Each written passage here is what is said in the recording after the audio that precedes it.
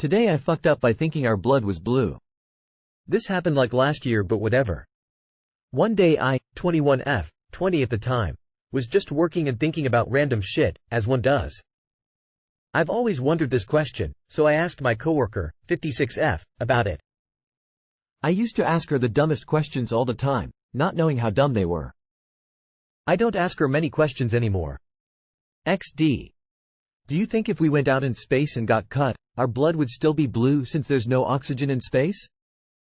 Like pretend we wouldn't die immediately from being in space though. She just kinda stared at me and started to frown, confused. What are you talking about? She asked. I'm like, dang, she doesn't know our blood is blue. Cause like, our blood is blue till it hits oxygen, then it turns red? So I was wondering what would happen to it if there wasn't any oxygen? I reiterated. Our blood isn't blue. It's never blue. She said, still frowning. Now I'm frowning with confusion, and rethinking my whole life in this moment. She can't be right, I'm thinking. Well, I thought it was blue, but I could be wrong. I'll Google it real quick. I suppose I could be wrong too, so let me know what you find. She says. She goes back to working and I whip out my cellular device and go to Google. Is our blood blue? I typed into the search bar. A few seconds later, my whole life fell apart in an instant. I erupt into laughter for realizing how ridiculous I just sounded and tell her she's right and that I can't believe my whole life is a lie. I told her I think my mom told me that before I started school and just never thought to ask anyone or look it up because how could my sweet mama ever be wrong? LMFAO, I can't even explain the embarrassment I felt in that moment, but we still bring it up and laugh about it now, so I figured I'd share it here. Too long did not read. I thought our blood was blue till it hit oxygen and made a fool of myself to an older coworker. This was an urban legend when I was in middle school. The blood in your veins does look blue because it's got less oxygen in it. Oxygenated blood is bright red, but deoxygenated is a much darker red, which through the skin comes across as blue.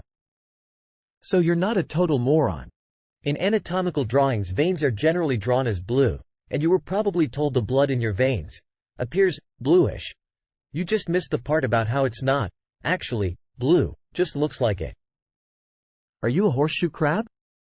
If so, you're entirely correct. Don't feel bad. I'm pretty sure at least an entire generation was taught that venous blood is blue in elementary school. I know I was. It's a very common misconception, to the point that even now, a lot of teachers just pass it on to their classes. To be honest, I thought period blood was blue because of pad commercials. I was quite shocked at the gore when I got mine. I just told my son this yesterday, so now I have to correct myself. Tears of joy, tears of joy. Today I fucked up by sending a meme to our company president. Burn her account because I'm so embarrassed. I, 30M, work for a very niche company in a very niche industry. I got lucky because it's a pretty stable gig in one of my favorite cities in America and it pays really well. I think that might be over. I'm out of town for work and our company secretary needed my receipts for my company card. I had spent the entire day driving, so I was absolutely exhausted by the time I got to my hotel. I typed up the email, attached all the receipts, scheduled the email to send in the morning and went to bed. The next morning I woke up to an email from my company's VP that stated, "We don't care how your butt looks. We need all your receipts." Absolutely baffled, I checked the email from last night and I had mistakenly sent a meme that said, "Me checking my ass out in the mirror before leaving the house," and had a sign in a restaurant that said, "Is it hot? Does it look good? Are you proud to serve it?" I had sent this email to our company president, vice president, and secretary. Mortified, I immediately puke out of embarrassment in the middle of a store. I have a panic attack in the parking lot. I call my parents. I am completely inconsolable. I email them the correct receipts and apologize profusely. I've made a litany of mistakes at my job in the last month and my superiors are already fed up with me. I am almost certain that when I return to my office I will be out of a job. I'm the youngest person in the company by nearly a decade. I'm sure I offended someone. This also comes on the heels of one of the worst months of my professional career and an office dispute. I've only been with the company 90 days and I've never been so constantly on edge. This is icing on the cake. Too long did not read. I sent a meme about checking out my ass to my company superiors and now I'm certain I'm unemployed. Edit. I completely overreacted. VP thought it was hilarious. Our secretary actually printed out the meme and posted it at her desk. They have full faith in me to do my job well. They also told me to just relax. I'm doing about as well as they'd expect from a 90-day hire with no prior experience and commended me on the jump, more like a hop but still, in profits since I joined the team. Thank you all for the encouragement. Once working IT for a local government, I accidentally knocked the network down of every single judge for about 7 hours. They probably would have preferred a meme. We don't care how your butt looks. We need all your receipts. Reads to me like, aw, dude. Fix this, and let's move on, and not, you are fired. You have done what you can. Now, breathe. As someone 10 years older than you, I don't give a shit about memes and would probably think it's funny. What I do care about is satisfactory work performance. It seems like you've been having a rough go of it. Acknowledge that, get your shit together, and move on. I hope you keep your job. We want to see the meme now. Well, as a retired C-suite executive, the meme mistake alone would not cause your termination. However, all the other things you mentioned, well, the meme might be the tipping point. Think of it this way.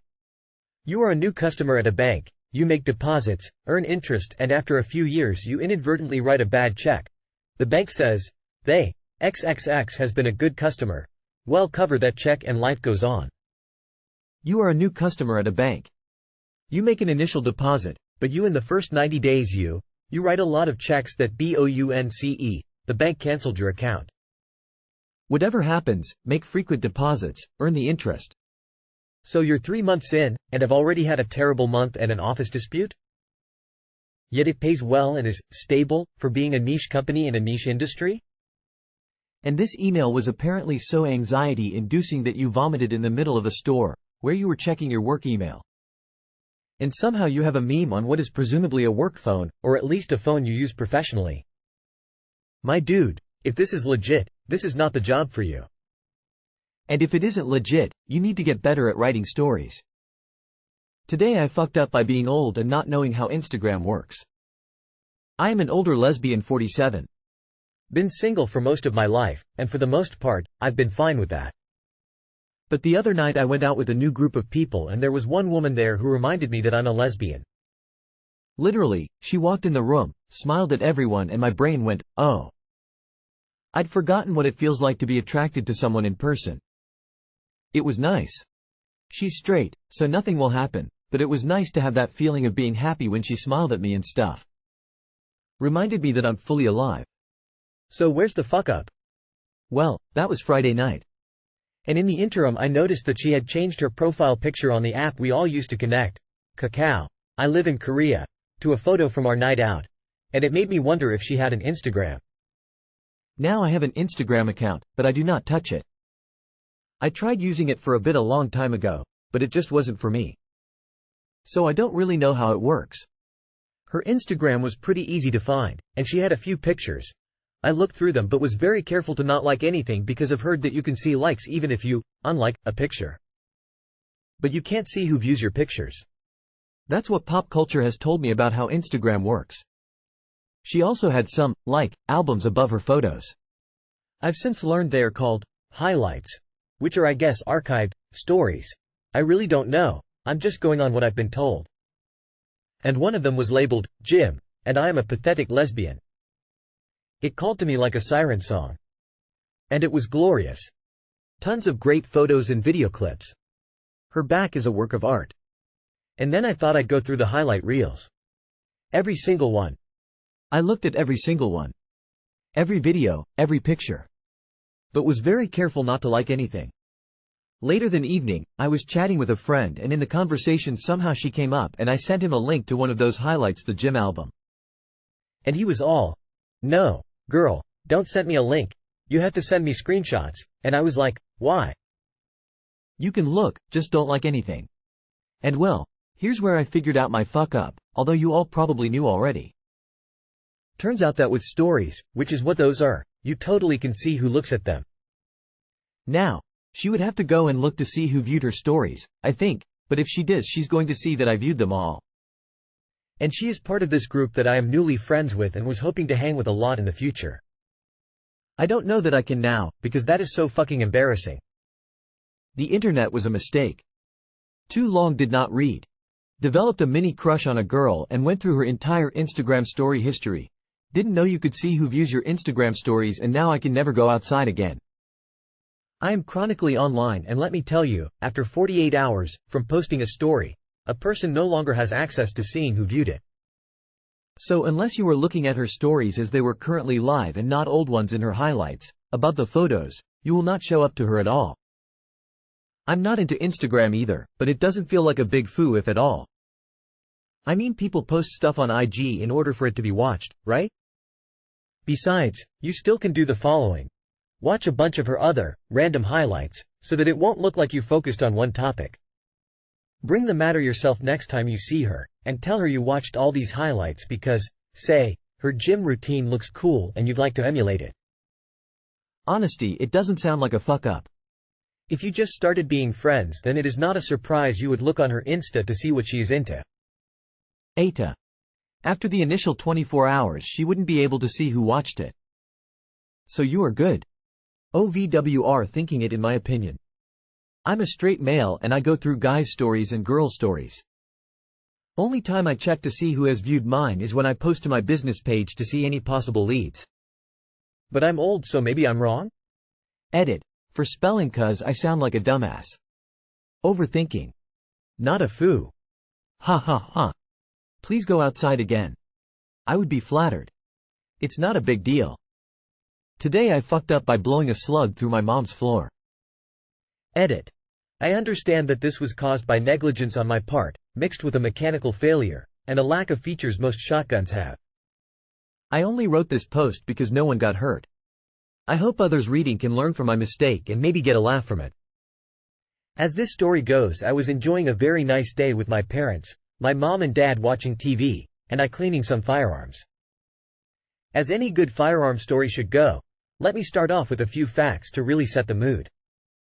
1. I am current military and used to shoot competition. I've been around guns my entire life.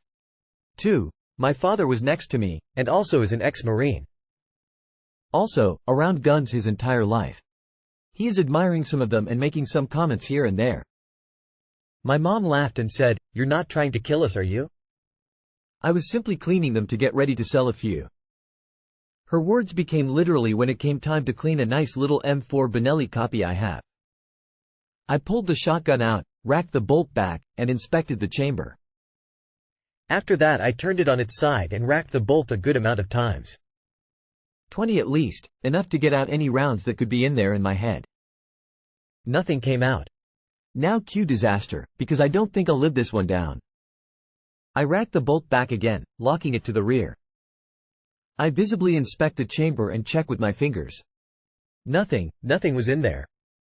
I dropped the bolt to do a function test, which is where you test if the weapon can cycle and operate. I forced the barrel into the chair and to the ground, and proceeded. Well, it operated alright because I pulled the bolt back and then forward, pulled the trigger, click. I racked the bolt again and cue intense ear ringing as I realized the horror of what happened. The shotgun fired a slug, which was realized after the fact, directly through the recliner and through the hardwood floor below. Now, cue the actual screaming from my mother, who in horror stared at me like I really was about to kill her. I quickly set the gun to safe and tried to figure how the fuck it happened. I racked the weapon again and no rounds came out. My dad came over, not as mad, and pretty calm all things considered. He looked at it and racked it as well with no rounds coming out. He locked the bolt back, played with it, and sent it forward. This was the first round it finally extracted properly, and we both watched it fall to the floor. We stared at each other, and my mother still screamed and proceeded to rack it 100 more times before the other 4 rounds came out.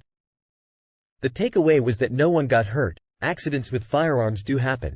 But luckily the only one killed today was a torn-up recliner from a thrift store, and some Lowe's hardwood floor panels. Too long did not read.